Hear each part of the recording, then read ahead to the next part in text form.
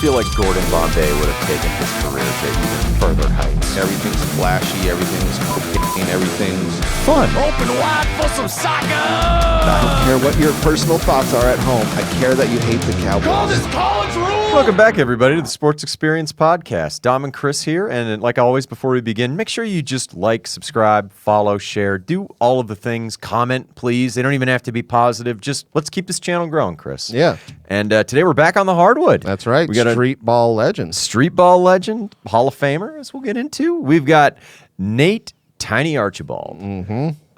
When I was doing research for this, I put in Nate Archibald into Google, and all I got back were Gossip Girl pages. Nice. Because apparently one of those characters in there named Nate Archibald, and apparently he got hashtag something. So, interesting. not this Nate. Not Tiny. Not tiny. Not Tiny.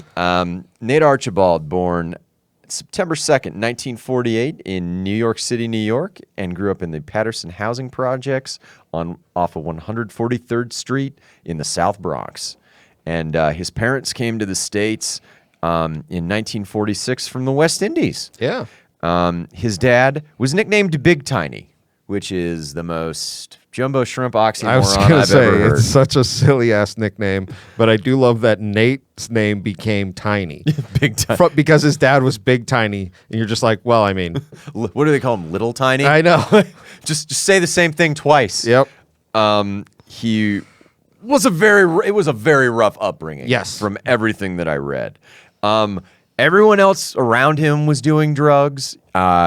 Even though his dad was a construction worker and his mom worked in a department store. 5 other siblings. In addition to that, he basically, basketball was what saved him. Well, as far as like gave him a path to get out of the South Bronx. And I felt like it was one of those things to get him out of the house where you have probably living in an apartment with 6 brothers and sisters, your parents, and it's like 8 people in the house. You know what I mean? Like, you got to get out of there at some point. It's like 20 years before Bobby Bonilla, essentially. Yeah. And it's not good. And it's not good. He went to public school 18 as a kid, which I'm pretty sure PS 18 was the name of the school in Hey Arnold. Oh, my God. I think so. I don't know if Arnold was, his combo guard next to him, but he's like, Arnold, I can't dunk you. Your head's shaped like a football. That's true. He played on the basketball team there in junior high, but he was a street ball legend. Yep. There on those playgrounds there. And wasn't very liked by his young school coaches. No, they wanted to take all his creativity away from him. Yep. And make him be boring Yes. and not awesome. And not a street ball legend. No, not a street ball legend. And he's not tall. That's why his nickname's Tiny, but he has all of the moves. Mm-hmm. Doesn't really give a shit about school, though. No, it's obvious that I feel like school isn't a big priority in his house, and it's really like him going to school has to do with basketball. Yeah, he's a junior. By his junior year, though, at DeWitt Clinton High School, though, he's riding the bench. He's not really getting any playing time, but by his senior year, he's helped by a gentleman named Pablo Robertson, who was a star at Loyola Chicago, who saw him playing in Harlem and was just like, get your shit together and be exactly what I've seen you be. Because in his senior year, he even turns school around and he starts dedicating himself to that to like make sure he's on the court. Oh, definitely. He's the team captain, all-city in 65, 66. They win the Bronx title, the PSAL title in New York City, and you would think that he'd be highly sought after as a recruit. Like, you would think, even though recruiting isn't what it is today, you'd figure, oh, this slick point guard's awesome. Yeah, let's put him on our team. Well, I was going to say, New York team should have seen him, and he really went under the radar. Well, and where does he go? I was going to say, well, Jim Boeheim is busy recruiting the guy from the Cosby Show. That's true. But so he has bad grades like Nick Van Exel. Mm-hmm. Different reasons for bad grades, but he's not going to get into a D1 program, so he's got to go to community college. But Don Haskins from the Glory Road movie in Texas Western, now known as UTEP, was like, if you get your grades up, you can play here. Yep. Like, I'll give you a scholarship. So where does he go to community college, Chris? Arizona, West College, all the way in Nothing, Arizona. Just kidding. It's called Nothing now? I mean, I proposed that a number of times, and they were not happy with me there. It's in Yuma, Arizona. It's If in you don't know Yuma. where Yuma is, it's like where Mexico, California, and Arizona meet. And, well, there's nothing there. There's nothing there. There's yeah. a basketball school. He's taking the 310 with Russell Crowe. And he's like, you don't Cincinnati Archibald on the court, you effing testicle. Well, I bet it helped him focus on school and just basketball There's because nothing there's to nothing do. to do. You have to fucking... Oh, no. So he goes to Yuma for that 1 year and has a great season with them. Yep. He's 27 games in 66, 67, 29.5 points a game. And after that year, he went home, as he always did. He always went back to South Bronx, New York City, and tried to help people. And tried especially to help kids, navigate their way through a very not fair life, essentially, that they were thrust into. Plays 67 and 68 and 68, 69 with Texas Western. Nicknamed Nate the Skate, I had read. Yeah. Amazing passer, could drive to he was fearless out there because he's 6 foot, maybe. Yeah. 6'1", 160 pounds, soaking wet. But he was, and that's why his assists were so good, because he would just literally attack the basket and either kick it out or just pass it to one of the big men. And you see how many points and assists he has throughout his career, and you're like, oh, yes, that's where the foundation comes from, is his aggressive nature on the offensive side of the ball, which I imagine came from playing so much street ball, because you have to, go out and attack. They can take Nate out of the Bronx. They can't take the Bronx out of Nate. Nice. Yeah. So he's averaged 20 points a game for those 3 seasons at UTEP. In the 1970 NBA draft, he's thought to be a high pick, and he was. Yep. This is the Pistol Pete draft. And this is, just to be clear, this is 4 years after him, 5 years after him not even getting playing time. On his high school team, he's picked 19th by the Cincinnati Royals. So it's... I didn't even know they had a team. The only thing I think about Cincinnati is just that dog shit chili. Why would you put chili on pasta, you sociopaths? It's an anti-Italian kind of place over there. That is a food crime against humanity. It is. Oh, God. I would rather go to In-N-Out Burger than... Oh, God. Anyway, he was drafted, as you said, 19th overall by Cincinnati, but also the Texas Chaparrals of the ABA. Yeah, the ABA tried to... Do you know who they eventually became? No, not... The Spurs. Oh, yeah? That was the ABA team. They played in 3 cities before San Antonio. They renamed themselves. Yeah. I did a little Wikipedia digging. Bob Cousy is his coach, Hall of Famer Bob Cousy, that's pretty sweet. If you're a point guard, the Coos. Yeah. Yep. March 13th, 71, he went for 47 in a win over the Knicks, which had to be pretty sweet for him. Ends the season with 16 points a game. Career high 3 rebounds at 6 foot tall. That's pretty awesome. I love that. 5.5 assists. 71-72, he's almost traded. He's almost traded for a big man because the Royals were looking for... That's the NBA, though. Yeah, that was the NBA. In those days. And this is the season where he has 51 points and 14 assists, where... Yeah. It's such a ridiculous feat that you're like, oh, this guy is so good. You're never going to see that anymore, which is sad, but it's like, this dude, and he's not, because he's playing on these crappy teams. That season, he was so mad that he wasn't an all-star. He still made NBA second team that the following season when they moved to Kansas City / Omaha. Yeah. Which, whatever. Come on, Kings. What are you doing? The 72-73, he wins the Sporting News as MVP. Yeah. Leads the league in points and assists. Oscar Robertson is the only guy to ever do that, and his didn't count because I don't think he had enough games or something. I think they were counting it as total at that point rather than average. Yeah. Which 34 points a game and 11 assists. It's crazy. He shot 49%. Mind you, he's scoring 34 points. There's not a 3-point line in the NBA. I know. That's the thing that I always go back to. It's such a ridiculous stat. Oh, my gosh. Kind of a off season, though, as far as One of his brothers is arrested for robbery. Another one's arrested for drugs, and he's still one of them he had to take in after a drug overdose. Oh yeah, I saw that. Which is like, God dang, dude. It was a very rough season for his like home life. But he's loved in Kansas City. He's as loved as barbecue and fat chicks. Yeah. It's awesome. So in 73, 74, you're thinking, they have the best player in the league, and then his Achilles starts acting up on him, and he ends up getting. I did want to add, he gets his degree from UTEP. Oh that yeah, off season yeah, while I he's saw that. injured. 74, 75. They have their first winning record in like 10 years, with no help, with absolutely no help. He's All NBA first team, an All Star again, almost 27-7. And he's just slashing these defenses that he's playing against. Without the threat of the 3-pointer. It's such a different game. Without the threat of a stacked team. Yeah, or anybody to shoot the ball. 75, 76. They lost in the playoffs to the Bulls that year. He's an all-star again, 25-8, and all-NBA first team. And then he's traded to the Nets the following year. Where he doesn't have a great season. He got a foot injury. He's got 20-7. And then he's traded after the year to the Buffalo Braves. He plays for all the weird teams before they moved. Yep. Because the Braves became the Clippers. He tears his Achilles tendon in this before he even goes or whatever, and he ends up never actually playing for the Braves. No. So he signs for them, but he never actually plays for them. And then He's looking good with a sport coat on the old sidelines, though. Yep. But then he finally lucks out.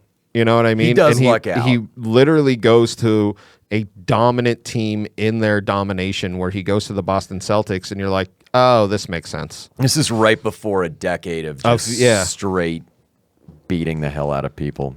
He showed up, though, 20 pounds overweight because he hasn't played. No, because, he had a torn Achilles, so he probably couldn't train like he wanted to. He figured that out, though. And that season, the Celtics bottomed out. I think this is how they got Larry Bird. Oh, yeah, they had because drafted him the season before. Yeah. Where they were starting to finally put it together.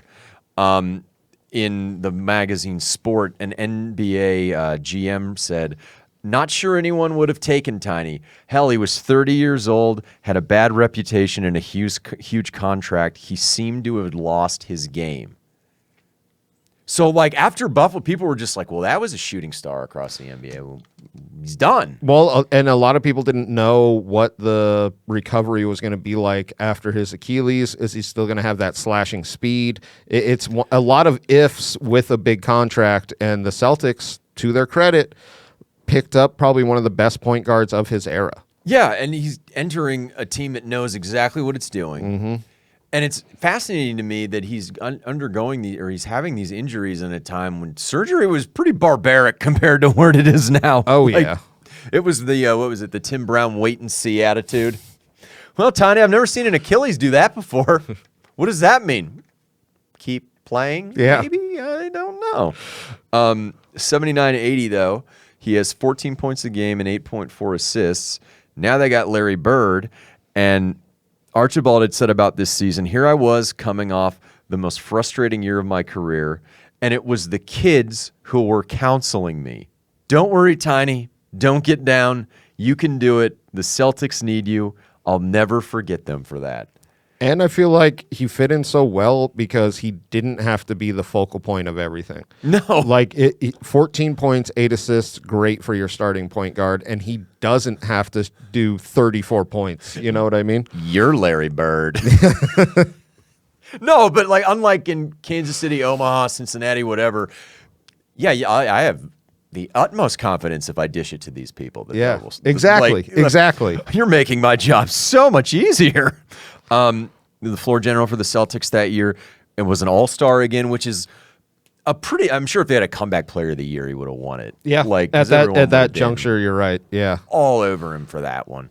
But they go 61-21. They go to the playoffs. They sweep Houston.